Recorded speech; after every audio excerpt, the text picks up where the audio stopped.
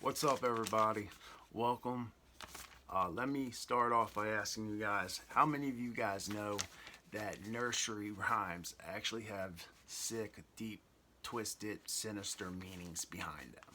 It's true. It's very true. And if you guys have not seen my other videos, this is actually going to be part 3 of nursery rhymes, their origins and their deep, dark, sick, twisted meanings. And a lot of these are actually occultic in nature. And I've had people say, Jason, why haven't you done this one or this one or this one yet? Right? Well, sometimes you just gotta save the best for last. And I look at it this way. You know, when you guys go see your favorite bands play, right?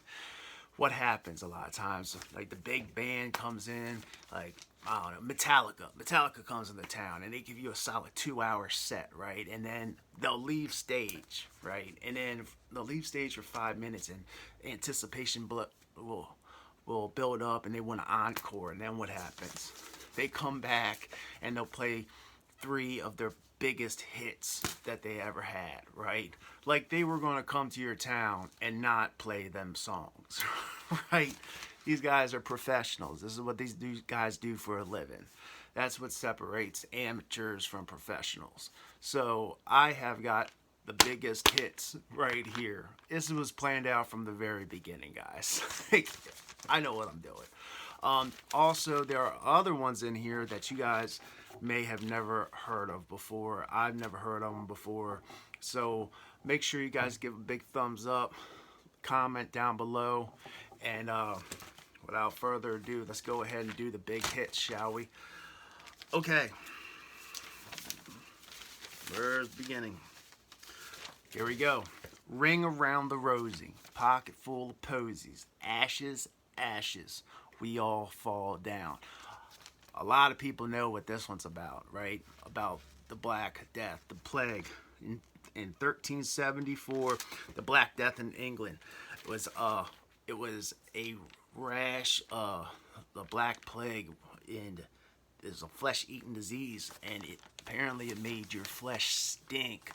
So what they would do is they would put posies in their pockets to make it less, it'll make it more bearable. So the aroma wouldn't be so bad as much as your flesh would stink. Then ashes to ashes, we all fall down. Once you die, they would cremate your bodies because they were so scared of this flesh-eating disease, which turns out to be apparently from flies that went from people to people. That were this disease was going back and forth between flies. But also, I always double check. Always double check meanings. I always just don't look for one search and then that's it. Always double check all sources. Turns out this actually has another meaning to it. I was surprised.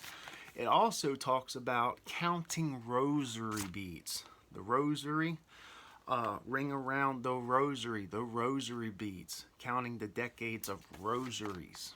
So there's actually 2 meanings to this. I have never heard this one either. Maybe you guys have. I never heard this nursery rhyme. It's called For Want of a Nail, the shoe was lost. For want of a shoe, the horse was lost. For want of a horse, a rider was lost. For want of a rider, the battle was lost. For want of the battle, the kingdom was lost. For all of the want of a horseshoe nail.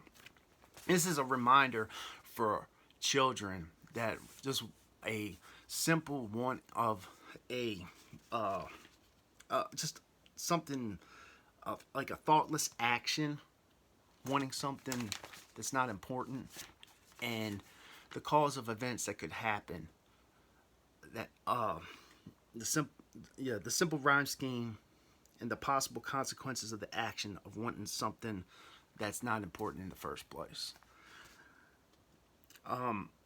Okay, so this one, we all know this one. This is a big hit. It's raining, it's pouring, the old man is snoring. He went to bed, he bumped his head, and didn't get up in the morning. I guess we can say old people sleep a lot, right? So he's sleeping during the day when it's raining. So he gets up, I guess, to go fix himself something to eat. He bumps his head. Something happened. Maybe he fell down some steps, something. He bumped his head and didn't get up in the morning. This is how my grandfather died. He fell down a serious flight of steps. And I guess this is what happened to this old man. My grandfather fell down a serious flight of steps. It was something that these flight of steps could have been out of the Exorcist movie. Remember that? Them flight of steps? And my grandfather was in quite decent shape for an 80-year-old man, 81-year-old man, and he never, he didn't pull through his injuries. And this is what this is talking about. This old man bumped his head, and he died from his injuries. Okay, this next one, ladies, is for you. Pay attention. Peter, pumpkin eater, had a wife and couldn't keep her. He put her in a pumpkin shell, and there he kept her very well. This is a warning for you ladies, and especially if you want it to be infidelity when it crosses your mind. Especially back in these old days when this was written, the Bible says that a man can only divorce his wife if he catches her cheating. And a lot of times the court system would side with the Bible. And Peter, right, he killed his old lady for cheating on him. Chopped her up and put her in a pumpkin. Put her in a pumpkin shell. That's what happened to Peter's old wife here. And yeah, ladies. Oh my. How many did we know about that? Right? Okay, I never heard this one either.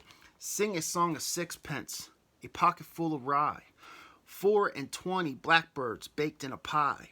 When the pie was opened, the birds began to sing. Oh, wasn't that a dainty dish to set before a king? Now, blackbirds back in these days were considered a delicacy.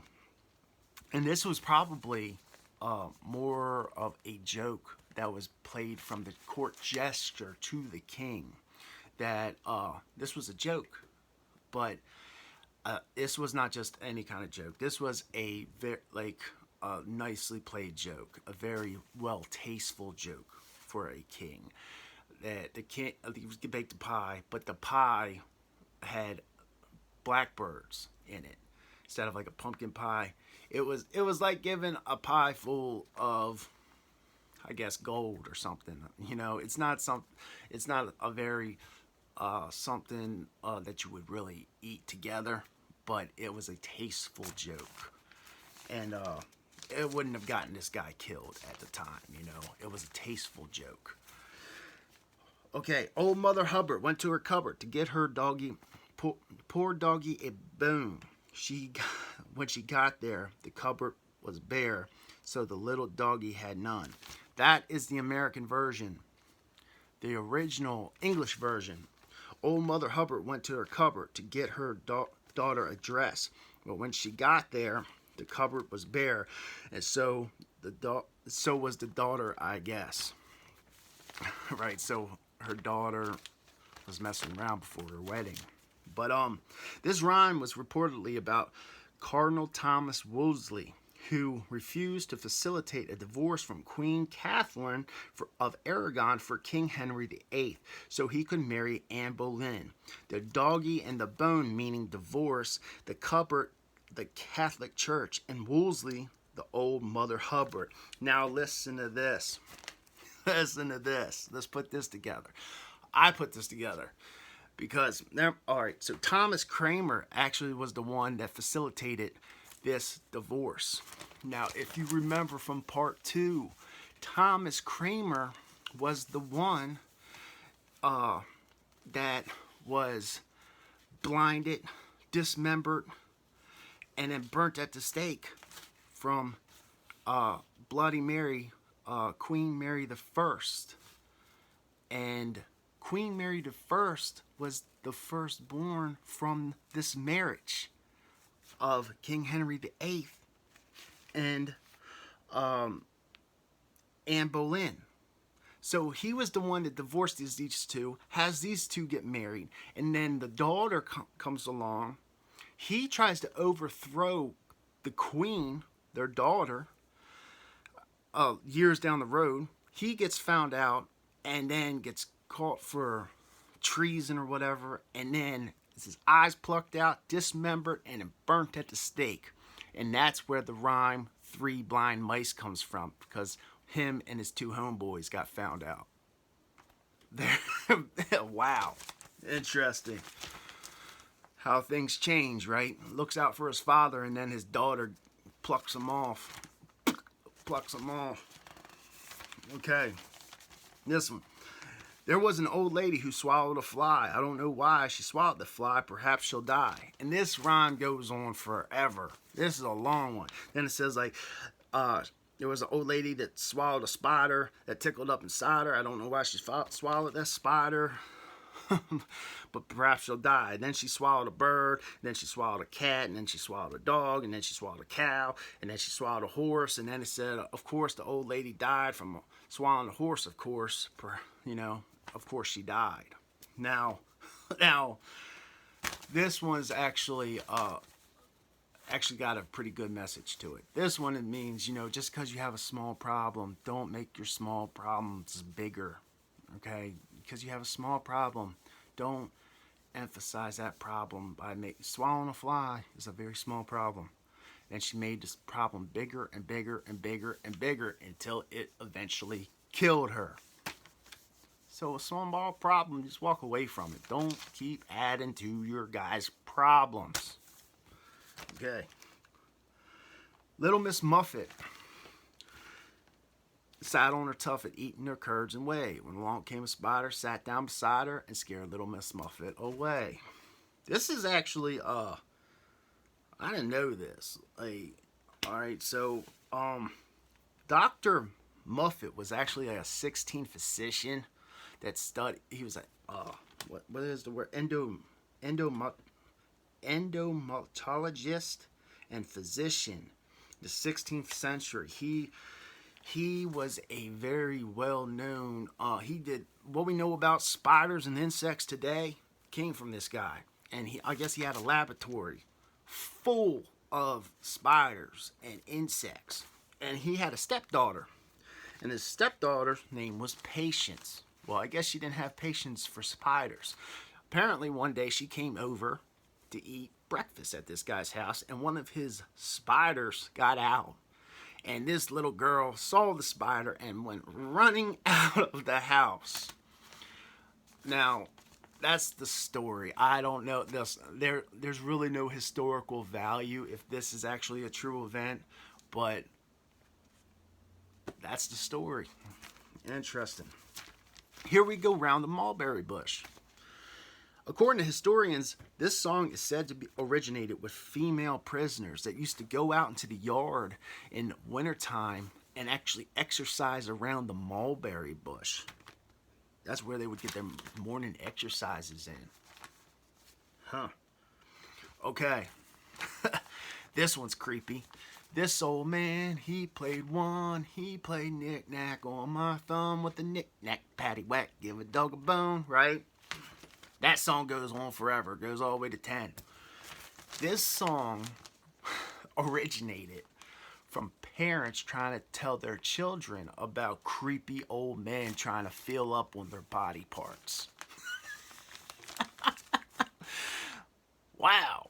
Yeah, so one, like their knee, played knick-knack on their thumb. But 2, he played knick-knack on the shoe. 3, played knick-knack on their knee. That's why they're all talking about their body parts. Old men trying to touch up on their bodies. Interesting. Okay. I think I got one more for you guys, and I've already done this one. but we're going back to revisit this one on purpose. On my first video, I wasn't going to do this one. It was the last one I did on my video, and I told you guys about this. But I wasn't going to do this one. It was at the very end. I said, I'll tell you guys one more. And I told you guys this, but this was part one, because part two of this I was not going to reveal until the very, very end. And this is the finale. This is it. I am going to leave you guys with this thought. So, Jack and Jill went up the hill to fetch a pail of water. Jack fell down and broke his crown, and Jill came tumbling after. Now, if you guys know anything about like Hollywood and predictive programming, they will tell you about things that will happen before they happen. Okay? Also, like Humpty Dumpty sat on a wall, Wall Street, like the coming economic collapse. I want to throw this guys your way, okay? They say that this is about Louis XVI of France and Marie Antoinette, and they went up to the hill after they caught they were convicted of treason. The people rose up and they chopped both their heads off, and Jill came tumbling after. Their heads fell down the hill. That's what they say that this is about. But let me just give you guys my thought on this. Okay, who is in office today? Joe and Jill Biden. You guys all heard that saying, Joe don't know Jack, right? When Joe first came into office, right, we had the first day in office, 600 groups urged Biden to halt water, electricity, broadband shut off with emergency executive order. Also, they had that gas line, pipeline from here to Canada that was shut off. There was, and then they had the pipeline that went over to Afghanistan that started, right? So it's interesting that they say Jack and Jill went up the hill to fetch a pail of water. So now that all this stuff is coming out about Joe cheating, right? So he went up a hill. He had an upward hill to fight for the position that he's in, to fetch a pail of water. So they're talking about utilities. Jack fell down. Joe don't know Jack, right? It broke his crown. We know Joe's not going to be lasting in office.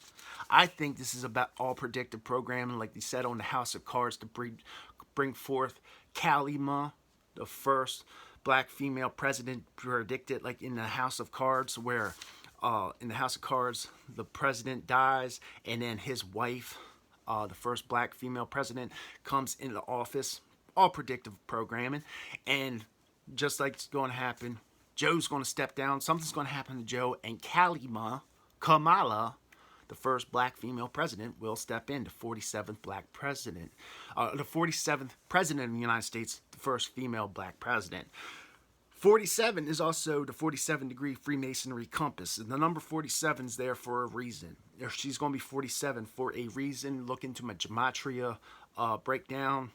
I pay all my channels that I've done breakdowns in gematria and why the number 47. So this is all predictive programming. Jack and Jill went up the hill to fetch a pail of water.